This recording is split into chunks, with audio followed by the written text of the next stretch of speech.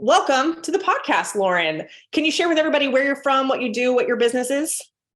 So I'm from San Diego and I specialize in waxing, specifically Brazilians, which I'm known for, brows and Brazilians, but I offer full body waxing, and I also have added on lash lifts and brow lamination, which are pretty popular as well. Yes, they are. I love my San Diego. I miss my San Diego.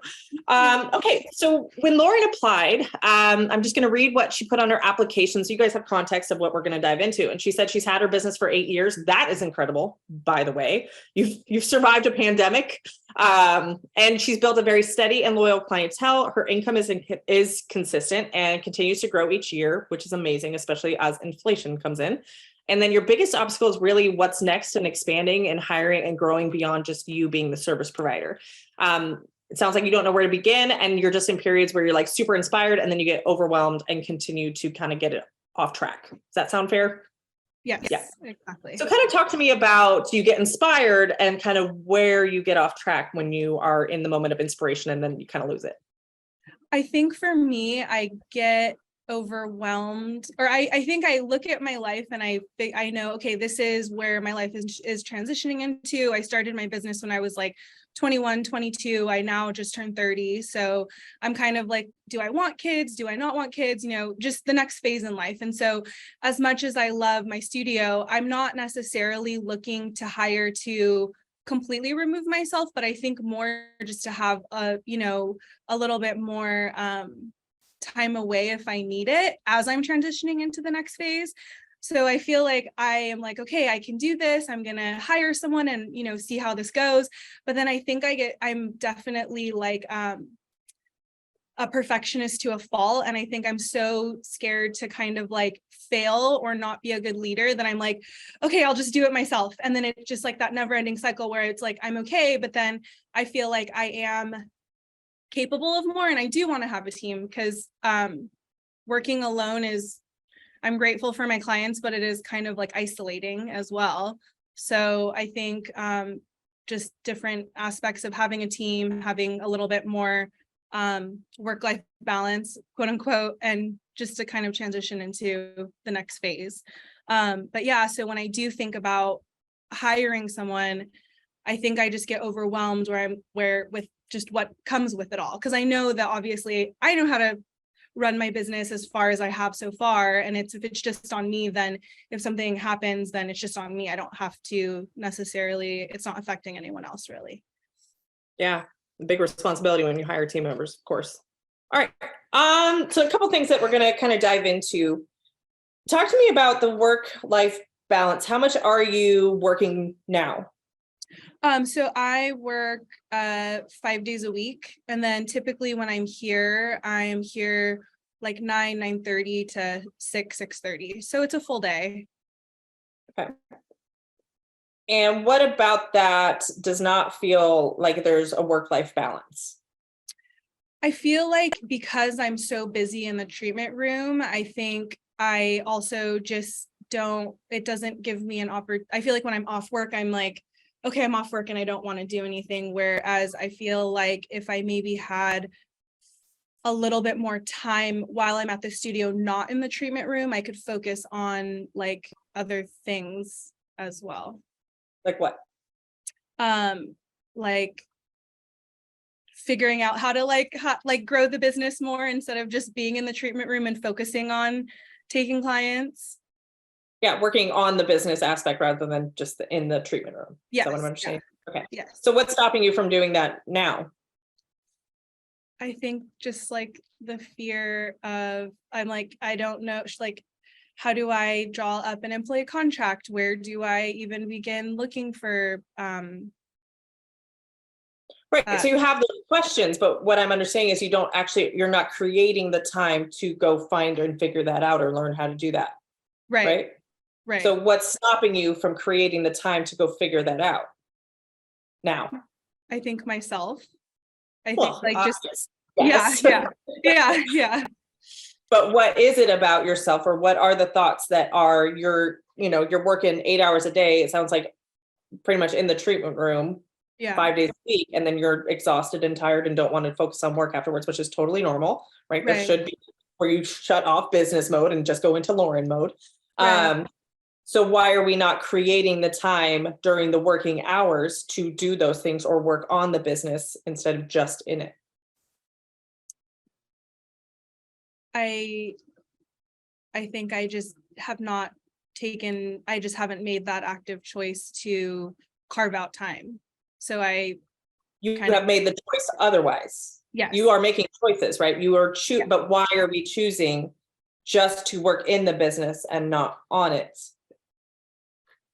I think because it's comfortable and I just know that like I can do that, and I think carving out time and moving forward, I feel like it kind of loops back into the fear of moving forward. So I just continue on the same, like, okay, I'm just gonna take my clients, and I just don't, I'm overwhelmed with clients and I'm tired and I don't have time to do this, when now that we're talking about it, it is an active choice that I'm not carving out that time because I am in control of my schedule. Yeah, isn't that crazy? Like, I was joking around, like, well, ask your boss for like a couple hours to work on the business, do some marketing. Oh, wait, that's you. Yeah. Yeah.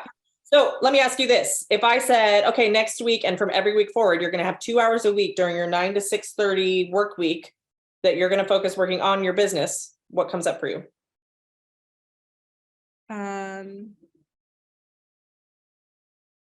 Could you find 2 hours next week to work on the business? Yes, I could. Okay. So what's stopping you from doing that? Myself, Well, are you going to do it next week or no? I am. Well, there you go. So Yeah. that's not an issue, right? You do have the time, or you can be intentional about creating that time. And look, all it took was just like, okay, Someone calling me out and telling me. I mean, we're going to get to deeper stuff here, because there is, like you said, the comfort, right? And we will address all of that, but it doesn't have to be so complicated. Right. If you're saying I don't have the time, or you're noticing that when my expectation has been that I will get to it outside of the hours that I'm in the treatment room, right? Or that I am available to book clients. But if you look at your business as the most important client, the XYZ VIP client that you do not book over, then you have to carve out that time. You are not a victim to where your time and energy is spent. You are the creator of it. And so if you don't like the experience that you're having, look to your choices that got you to that experience. Right. Right. And so maybe it is that we're overcomplicating, we're perfectionist. It seems like your belief has been that you would get to it after work. But again, that's impeding on your personal life, which is totally normal for you to want to have a personal life. There's nothing wrong with that. So if it's not that we're taking time outside of working hours or operating hours because that we're too tired, it's not our best time, like we're just spent, then maybe we need to look at when are we in our best, most creative state to work on the business. Right. So when is that for you? Is it earlier in the week, earlier in the morning, weekends? What time do you usually feel that you're in that place of inspiration, or even more looking at the business side of things as opposed to the technique and application side of services?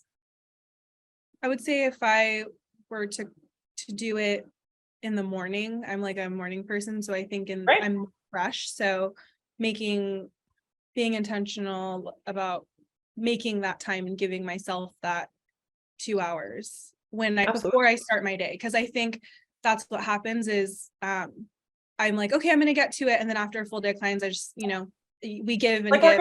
I think if I do it before, then it makes more sense because I haven't seen a client.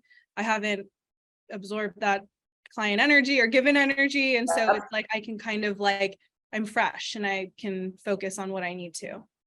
And doesn't your business deserve that side of you? Yes. Beautiful. So are you better off earlier in the week or more towards the end of the week? I would say probably the beginning of the week. Okay. Like Tuesday, I'm typically off Tuesday, Sunday. So Tuesday probably would be a perfect day to. But that's a day off. Why are we adding more? Yes. Okay. I can't think that way. It has to be a day that I'm in the studio. Sure. Yeah. You could work 80 hours a week. Sure. Go ahead. But again, the goal is you want personal life time. If time is a high value to you right now, right? You haven't mentioned the the underlying, what may be there is like the money. If I pull back on clients, like where's the income coming in? We'll get to that if that's an objection, but really Right. time is a high value for you. So don't take away any more of your personal time. Right. Include it. So when is typically your first client on Tuesday? Like 9? Like 10. So I typically will, like, I come in at like a little early to set up, get the studio all ready, heat up my wax, all things like that. So I would say on Monday, or sorry, not on Tuesdays. You're off Tuesdays. I would say Monday, if you block off that your first appointment doesn't start till 11 or 12. Yeah. And you are intentional. And I will tell you that being in your studio, it'll go one of two ways for you. If you're in your studio and you're able to focus in there on the business side of things, that could be it. That you have the discipline of going there at 9 a.m. on a Monday, but you don't have a client till 11. Sometimes what ends up happening is that you get distracted by other things that are maybe fired, or like, oh, I forgot I had to go do this. It may be a distraction. So sometimes it may be that you're going to a coffee shop that's on your way to the studio for that 2-hour time block, so that you can, I do that sometimes when there is a recipe or a pattern that works for you to inspire the creativity. And so you got to look at the environment in which you're most creative. Sometimes it means we need to get outside in nature, so we're not like always on our phone or social media is distracting us. Or I like to be in a coffee shop with headphones on where I'm just like, I've got my caffeine, I've got like my comfort foods and stuff, and I just focus in on stuff that has to get done. And so I can be much more efficient, because you may find that you don't need 2 hours. You may find you only need an hour, and like you can knock out learning a lot of things, right? But it's intention behind it, and not just haphazardly letting your time go wherever. Right? So how much would 2 hours a week working on your business make a difference in what you're experiencing right now? I think a huge difference, because then I don't have an excuse, or it doesn't fall to the wayside when I'm too tired or don't want to focus on it. Yeah, you have time carved out for it. So, even like during the week when that pressure, you're starting to feel like, oh, okay, what does the next 2 to 3 years look like? You have time set aside to address that and like focus on that. Right. And so it becomes less of, kind of what keeps you up at night, because you have time set aside to address that. Exactly. When I leave for the day, I can just be like, okay, I did my work. I don't need to go home and feel like I need to sit at the dinner table and like try and figure stuff out. I can just be home, and which I don't do, or I will sit down in front of my computer and have the intention to do it. And then I like, don't, I just get distracted or whatever. It in everything that you do, it will be about intention. And so I want you to create the awareness of where is my intention right now? Is my intention to be present at home because it's important to me? Or is my intention to work on the business right now because that's important to me? And what is driving my ideal life? Is it fear, which isn't going to get you closer to your ideal life? Because I don't know of anybody who's like, I really want to be afraid my whole life and I'm going to keep working towards my goal. Or intention of, yes, there are problems and I'm working to solve them, and it's not an overnight fix, but I do have a plan that I'm working on. Right. Be mindful of where your time and your focus is and what is driving the intention behind it. Right. Cool. Okay. So now you've committed publicly that 2 weeks or for 2 hours, Monday mornings are going to be your go-to time. Now you can experiment and change those days if you want, but it is what's going to get you closer and moving forward in whatever your goals are. Talk to me more about, you wanted to hire, but not to completely remove yourself from the treatment room. What did that statement mean? So I think, ideally it would be I still want to see clients and I still want to be in the room, but maybe I think it would be nice if I, didn't have to work 10 to 6. I could work like a half day, a couple of days, or take another extra day off. So that's kind of my intention of wanting to expand and hire someone. So why hire then? Couldn't you work a half day now and take an extra day off without having to add on team members? I could, but I want to, even though I do have like a very like steady, like every month I pretty much know how much I'm going to make every month. It's very consistent. I feel like I still want to have someone here, so if I do step away, the business can still be making money, and then hopefully grow the revenue more than what it is just beyond me, but also not having to work as much as or be in the training room as much as I am. Okay, how many businesses do you know run without the owner being involved in it? None. Very few. There are absentee owner is a thing. It's not a thing right away. Right. I mean, we look at like Jeff Bezos, he's the CEO, but he's not packaging the Amazon. He's not coming up with the strategy. He's not in charge of the tech. Right. Like his Right. time is not being traded for money. Right. And it may mean that you're not necessarily, but I just want to put this out there for anybody who's thinking that aspect of I'll work less when I hire a team member. We run the risk of putting too much responsibility on a team member when they're not bought in like the owner is. And so if you're thinking that you're not going to be in the treatment room or in the business or in the location when your team member's there, that doesn't happen for a long time. You really, really risk people stealing, people not operating integrity, time theft, a team member who's not set up for success because the owner is just like, here you go, here's the keys to the kingdom. You have no idea what you're doing, but here you go. And so that can happen over time where eventually you can have enough systems and processes and hire a manager to oversee those where you're not having to be in the treatment room, totally possible. But I just want to set expectations of if you're wanting to work less, there's ways to do that without building out a team. Right. So I'm trying to understand, is it the team building that you want, or is it working less that you want? Because I don't know that those two are exclusive right off the bat. Well, I understand it's not going to be like, okay, I hire someone and I'm out the door. Like I do understand, but I think this also loops back into, I understand that it is going to take a lot of work to get to that point, like you said. So it's not that I'm not willing to put in the extra, the time that it needs or the training for whoever I bring in. But I think eventually that would be the goal. But I feel like I do eventually want to work less while the business is still growing, but I do also like the aspect of like having a team and growing more. So and why does that team part excite you? Why does the team part excite you? I think that being in an industry of women, I've had working other places before I had my own studio. I've definitely had like audit mean girl experiences. And so I think to me, I feel like building a team to me is like just having people who are passionate like I am, but also and want to service clients. But I don't know. I think there's just something I just know that I like want to build like a team. I want you to say more because I think we're uncovering something here. So when you envision this team that's passionate and talk, and you can kind of include that mean girl. Yeah. Brought that in for some reason. So kind of say more about why building a team and the mean girl thing. How are those connected?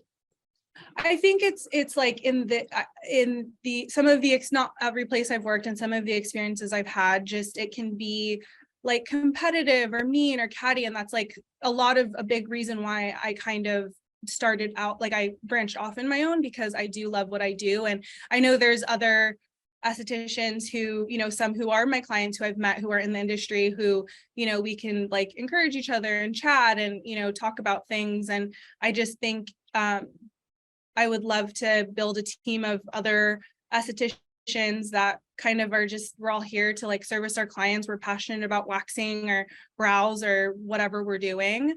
But have it be like a positive environment. I mean, I understand it's like not going to be all be like rainbows and sunshine all the time, but I do feel like that's possible. But yeah, so I think just having a team is something that has always, or growing the business to have eventually a team has always been something that I feel like I've wanted. I just go back into the loop of being really scared of like, am I capable of being a good leader? Can I train them? And all of these like kind of thoughts go through my head of like, am I able to do that? Why wouldn't you be able to? Why not you? Right. That statement I don't know serves you because you're looking at Like maybe you don't know how to do it now, but why wouldn't you be able to? Right. Interesting. You used the word able, as in like capable. Are you capable of being a good leader? Right?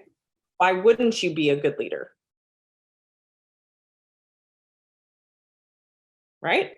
There's no reason, because I mean, if you haven't had the experience of it, sure, you have to learn how to do it, and it's not going to, always work out the way that maybe you envision, but there's no reason why you couldn't be a good leader if that is your intention. And so that type of question is that fear-based thinking of like, well, I just won't even go for it. Or maybe I won't be a good leader, so I shouldn't even try. Right. And so it's not it's not the most helpful statement to be humming on. And I totally get it. It's again, creating that awareness of what is the thoughts that I'm thinking that are causing me to not move forward in something that is my best interest, or is this really my best interest? So my next question to you is, when you have this vision of this team that you're building out and everything that you just shared, what need does that fill for you?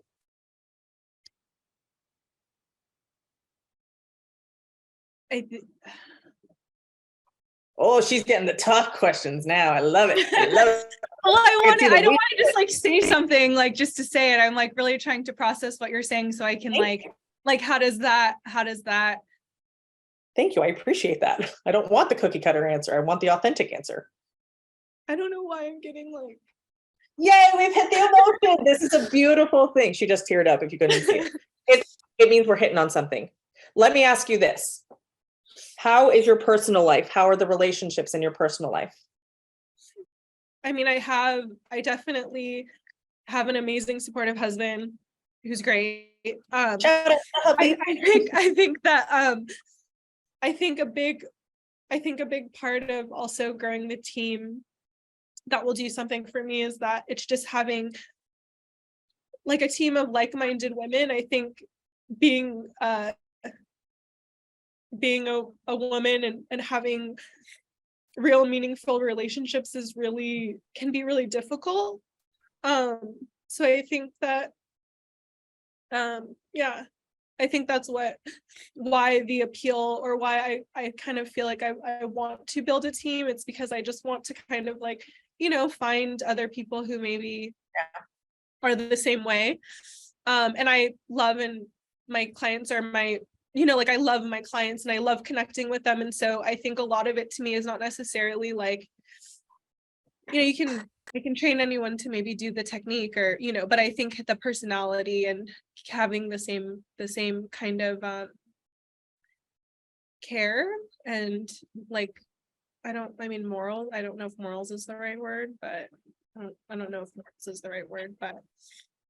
So I'm not saying that a team is not the way to go. I think first priority is we actually need friends. Yeah. Your team is not your friends. Right. That's a really unhealthy dynamic to have. It makes codependency rage in your business and makes it really hard for you to be an effective leader when your team members are your friends, or you're treating them as your friends, because then we're going to not be able to make great business decisions because we're worried about them personally. And so I couldn't tell if I was picking up on you needing the relationships of friendships, which is totally a human need, and that community and that sense of belonging. And like you said, like-minded women, that's not your team.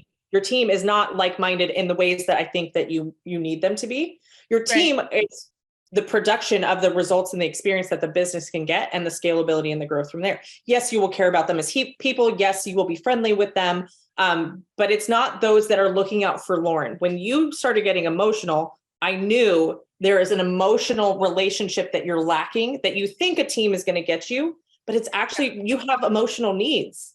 Yeah. That absolutely you can have, and that's maybe where we're building out time. So you have energy and capacity to nurture friendships.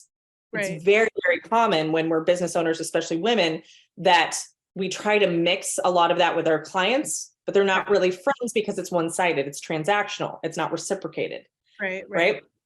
We spend so much time trying to get our business up and running that we don't, if we're going to do anything that's outside of work, when it comes to relationships, we look at networking and other business owners, and this is still work instead of a reciprocal relationship. and having a community of friends. Now, your friends are not going to meet all your needs either, but we can have friends. Like for me, I have some mom friends. I have some business friends that get it, that are entrepreneurs, but we don't always talk about business. But I also struggle with this of like having like diehard friends and my community of people that are local to me. I have a lot of online friends. Yeah. But it's been interesting because I've even been sharing. Yeah, right. And my friend in San Diego. But just thinking about what your emotional needs are and where maybe we could start to either invest time and energy outside of work to build those and nurture those and have capacity for those.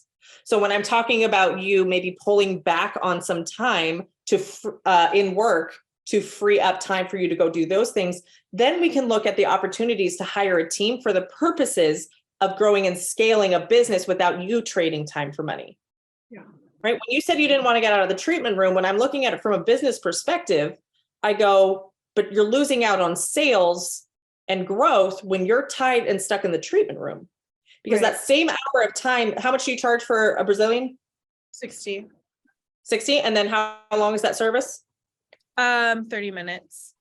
30 minutes. Okay. So you can generate $120 in sales in an hour, being the service provider, or you doing marketing to build out 4 clients for 2 team members can result in $240 in sales in the business. Yeah. So you being locked in a treatment room ends up costing the business money. Right. Right. When we're looking at the data. So for me, it's like, well, if she spent more time building out the team and the sales and marketing and all that stuff, we would get her out of the treatment room. But you're like, no, I want to be in the treatment room. So I was trying to figure out whether we have some codependency of like, you get that emotional validation from your clients because you have that relationship and it's kind of the only closest thing that you have to consistent friendship, but it's not actually true reciprocal friendship. So if Lauren goes through crisis, who is it she calls? Yes, hubby. We love hubby, right? He serves his purpose and his support, and he is the most intimate relationship you'll have. But also we need other people in our community of support, especially if you want to have kids someday, that can also be there for you when you're not on your A game. Right. And be there for them. Yeah, I mean, I don't know, like you obviously struck a nerve in me somewhere by saying that. And I do definitely feel like I do have friends, but I definitely would agree. Like I maybe have like 1 or 2 that I can like actually call when I need someone. So, but I can definitely like recognize that, I think when you do see your clients over years and years and years, you do build that emotional connection. So yes, it is totally transactional, but you love your clients too, or I love, we both love our clients too. So I think it's not a learning bad to thing. Yeah. I don't want it to be labeled of like we should be robots with our clients. That your relationship, your vibe, your connection with them is part of what makes you unique, what makes them loyal, all that kind of stuff. What if you ever want to build out a team though, this is where we start to run into issue where people are like, but I love my clients. Yeah. But we're going to have a hard time removing and having a process dependent business that gets you that time freedom that you want, that serves your personal life and work-life balance goals when you are so tied to the client work. Right. And that's where we need to make sure we're not getting our emotional needs met from our business, that we have other stuff outside of our business that meets our emotional needs. So we can make very clear business decisions. You being stuck in a treatment room, if you're trying to build out a team, oftentimes what ends up happening, and we have some mastermind members that are like this, that it's like, why are you in a treatment room when your team member you're paying is sitting there not with any clients? That doesn't make sense. Ask back. Right. But it happens all the time of like the owner is locked in the treatment room pumping out clients. And it's like, you got team members that are sitting there twiddling their thumbs, or they're not even there because they don't have clients that day. And it's like, whoa. So to build a team, and I want to make that distinction of it really is building out processes that we then hire people to go do those processes. The easiest, quickest process, and I don't want to say low value, that sounds wrong, but like, the process that's easiest to train for is your services. It's also the most ROI producing, return on investment. So you invest time in training this person, you invest in the supplies, they then do the service and generate the sales. And that should produce profit in the business, which as we start to pull back on you doing services and you making money off of you doing services, we then start to pay you off the profit that team member is producing. right? And so then it's just the data-based decisions rather than the emotional ones of Right. like, oh, my clients won't see anybody else. Well, it's because you're still available. If you don't Right. make yourself available, they should go to the person that you have trained to do it exactly the results in the experience. Right. Okay? So just kind of giving you an overview of that side of things is just being, again, intentional about, am I trying to get emotional needs met? And maybe that's why I'm preserving and protecting myself from not moving forward with this, because I'm getting a lot of my emotional needs met with the business. And so if I change anything about the business, where am I going to get those needs met? Well, and I definitely like now that I'm thinking, now that you're like laying it out for me, I definitely feel like that is what I'm having trouble switching from, is because, you know, I spent like I guess like my part of my identity from my 20s was building my business and, you know, all that kind of stuff. And so I think now it's like, I love my business, always will be a huge part of me, but I think I'm now kind of like trying to move forward where it's still my baby and I still love it, but I think it's just letting go a little bit. And I think that's just what I'm having trouble with, is like getting there. Because you identify it as your baby. Yes. Who wants to let go of their baby? Yeah. Yeah. Nobody. Yeah. Right. And like I said, your identity is tied to it. That's codependency. Yeah. Very common. Totally, like that was the biggest issue of why I walked away from my business, was my codependency. Yeah. Still struggle with it. Don't get me wrong. However, is this a podcast interview or a therapy session for me? Because it is both. It is both. Thank you. I'm like, I thought about going to school to get my master's in therapy and marriage and family. And honestly, like in full disclosure, I go to Al-Anon meetings on occasion. Yeah. So it's the family version of Alcoholics Anonymous. Yeah. And I don't really have a history of alcoholism, but Al-Anon speaks very clearly to codependent tendencies and letting those go and being aware of your codependency. And it's been something that I'm committed to myself for all different reasons, including business, but making sure that I am not continuing to be that people pleaser type. And that served me for a period in time in my life. I can honor that, but I can also know that's not how I want to continue to move forward, because running a business becomes much simpler when you don't have your emotional needs being met by it, that you can get your financial needs met by it, your creative needs, like all this kind of stuff. It can entertain you if you want, although that's not the purpose of the business. It is, for me, income and impact are the reasons for the business. And usually the more impact I focus on, the more income it generates. And so that's where I can get my purpose, my dharma, my life's goal of impacting women. I can get that need met by what I do with my work, and my business is how I do my work. So that then I can look at the areas that I am still looking to get my needs met in the business and look and get curious about that, of where can I focus on that in my personal life so that it's getting needs met in a healthier place. Because when we have our identity tied to our business, our self-worth will go up and down depending on how well or how not well the business is doing. And that's risky. Yeah.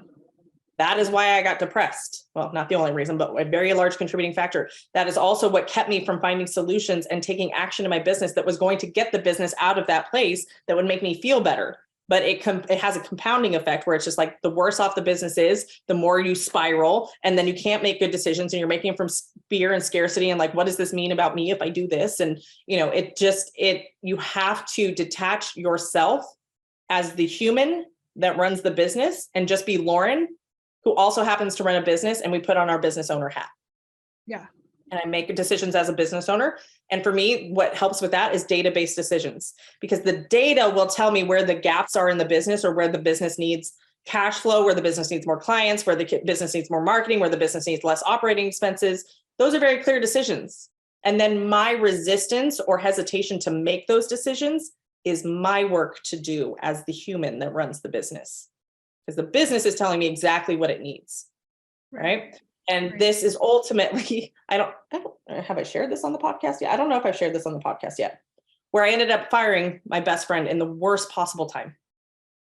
Yeah. And that'll probably be a whole other episode, but the business decision was very clear what needed to happen. And I had to work through a lot of stuff to be okay with making that decision. And this is why they say don't hire friends. This is why you don't want people coming for it, because you have to make business decisions that people may not understand. And when you've got personal relationships with them that are enmeshed, where we're both like codependent and like relying on each other, it gets icky and it doesn't feel good. Yeah. And I have not, obviously, as I've shared, I haven't taken this up to hire an employee. I've had a couple of, I have a 2-room studio. So I've had a couple booth renters, which have not, I don't think that that's like how I want, it just didn't work out any of the ways. So, and I think it was like, I did kind of know them and they were, so I think in that aspect of like friends, I'm like, I understand maybe not mixing. Well, usually people, it's their friends or their acquaintances that are the first people they hire when they don't think through this, because they're like, oh, great, I trust you already. Yes. Come on. And it's hard for people to differentiate, like, okay, we do have this personal connection, but this is also a place of business, and I need to be able to. Yeah. Both people need to understand. Can I fire them with a clear conscience if they're my friend? If I hire this friend and I need to let her go, will I not make that choice because I know too much about her personally, or I know like it's going to put her in a financial bind, all those things? That is the wrong dynamic to have when you're hiring people. Right. So yes, it sounds like, oh, I can trust them, or, oh, they're already trained, or, oh, we went to school together, or, oh, whatever. If you're not going through a hiring process to hire for the business's needs, then we risk having really like things blow up in your face. And this is oftentimes where people are like, it's just not worth it to hire. It's not, they didn't have a process that gets to the candidate that serves the needs of the business to grow, and so the owner can get her time back. Right. So what's coming up for you? As we kind of talked through this, we hit some good stuff.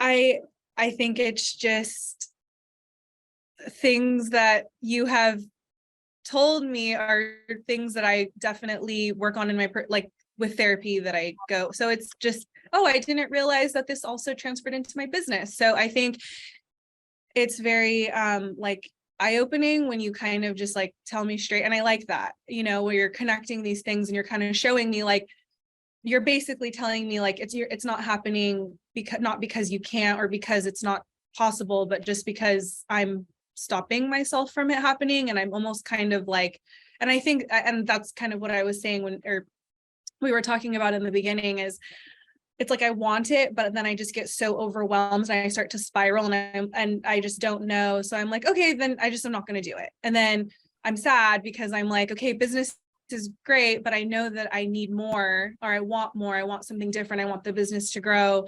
But it's just like a loop. So I think that is your sign that you're not in alignment. Right. So when we are in alignment, when we have clarity, and oftentimes people lack the full clarity on what it is that we're trying to achieve or work towards, we're okay with the discomfort that comes along with that, because we would rather have and risk everything to get to this reward or achievement or goal or whatever that is. So whatever it's going to take for us to get there, we're okay with.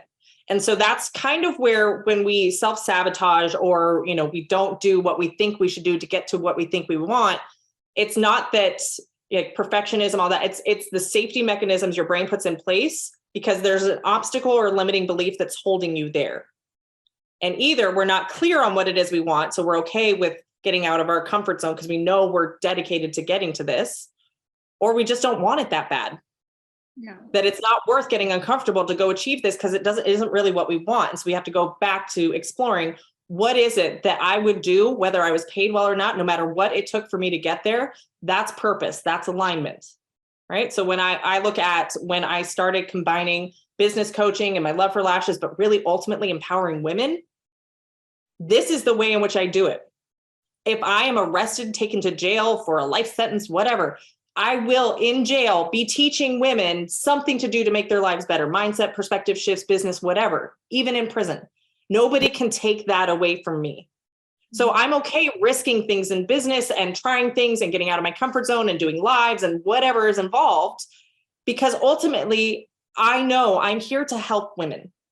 That came from me actually going through infertility treatments, to then go through IVF after a miscarriage, to then have a 10-pound child after 44 hours of labor that I pushed out the old fashioned way. And yes, I walk a little bit different, but that moment of him being born and me telling myself for years that my body was broken and couldn't do the one thing it was put on earth to do, and then I did something like push out a 10-pound kid, was the most empowering moment. Even just that one day where I felt that high of what that was like is what I want anybody else to experience, even just for a second. Right. And I have to keep connecting back to my purpose of like, how can I get people to feel that way with what skill sets I have? Obviously, I'm not going to go like, hey, everybody should have a baby that's like too big for your vagina. That's not what we're here to do. I can't control that. But that feeling of empowerment that I did something I thought was impossible is what I utilize my skills to help people to feel. Because it was that transformational for me. So that when you have that, it doesn't matter what it takes. I could do that doing lashes. I could do that with dog groomers. I could do that. I love service-based businesses. I could do that through podcasts. I can do that through one-on-one coaching. I get to choose the vehicle to get me to cause that in somebody else, but that's really what's driving me. And so when we're talking about something like services, where it's like, oh, it's Brazilian, it's more so than just a Brazilian, right? Like the isolate dip in place, we think, it's just, how could you find purpose in waxing a vagina? It's because of the impact that has on the woman, that she feels confident or she feels good about herself, that we all resonate with. We're just not present to it. Right. So that's kind of my challenge to you. Yeah. Is finding the purpose. Right. Because when you resonate with the purpose, that's when you can build out a mission statement that you can then hire people that also resonate with that purpose, even something with eyelashes or brows or vaginas or whatever it is. When you have that greater impact on a woman's self-worth and self-confidence and her feelings about herself, that's when we can start to build out a team behind it. That doesn't matter what you have to learn to do that, because you want to create more of that purpose. And sometimes that means that you're not the one actually doing the service, but the purpose is still happening, whether you're involved in it or not. And that's a cool thing. And I feel like exactly what you said that is what I do love is like, when my clients come here, I'm like, I want you to like, don't worry about getting ready for me. Just come, like, let's catch up. Obviously I'm waxing you or whatever, but I do think that is really something that I do love is making women, like making my clients feel beautiful and, being able to just have like, conversations about whatever and not feeling judged. And that is really like when people come to my studio, I think that is what clients have told me they like. So I feel like when I do hire, when I do build a team, I do want the other team members to also have that type of like, no, let's just all like, I want to make the client feel good and comfortable and confident. You know what I'm actually hearing as the underlying tone is safety. You create an environment of safety where they feel safe to be themselves in a very vulnerable experience, but they feel comfortable, like you said, comfort. And I think what the underlying need that's being met under comfort is safety, that you make it feel like a safe place. Because there's lots of places you can go where it does not feel safe. It feels vulnerable. It feels exposed, right? And so what makes kind of your special sauce, if you will, is that you've created an environment of safety, and even looking at your process and your client experience that gets them to feel that way, so that you can train somebody else to do that and create that same experience of safety and comfort. And that's where it starts. Yeah. So when you're ready for the actual process of hiring, like, I got you, girl. We got Society X. I'll teach you the steps. We get the financial. Like, I got you. What I want is your homework. Is we're gonna work on the emotional needs being met outside of the business, so we can make really clear business-based decisions. And then I actually want you to start documenting, because this will be good homework for you, your step-by-step, your process. How do I greet people? How do I book them? How do I apply things, so that when you go to train somebody and you've hired them, usually with waxing, you could probably get them fully trained within 2 to 3 weeks. Lashes takes a little bit longer because there's a lot more of a skill and it's a longer service. But that will be the essentially the start of your onboarding and your training manual is like, well, how do I make a client feel comfortable? What is it I'm saying to them? What, do they receive an email with where to park? Or if there's traffic, how do they let me know they're late? Start documenting that and writing it out, because that will become what's going to be essentially your training manual for your new hire. Okay. Awesome. All right. Well, I better see you in Society X next year. Thank you so much. I really Of enjoyed course. this. I appreciate it so much. Absolutely. I appreciate you coming on and being vulnerable and authentic. It matters a lot and connects with people. So thank you for that. Thank you. All right. We'll talk soon, Lauren. Thanks so much. Okay, thank you. Bye.